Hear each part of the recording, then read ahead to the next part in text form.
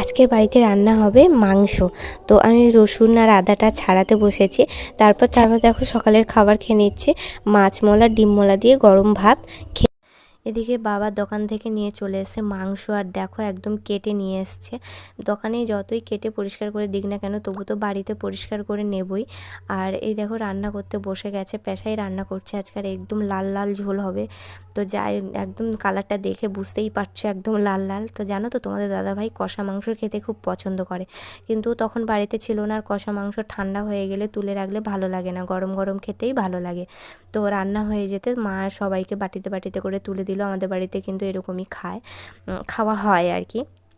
আর এদিকে পিসিরা বাড়ি চলে যাবে, আর লেবু নিয়ে যাবে বাড়িতে, লেবু দেব।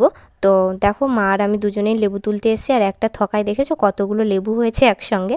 তো যাই হোক, এদিকে ভাই চলে এসছে, পেশারাও চলে যাবে, বেরিয়ে পড়েছে। তো চলো টাটা, দেখা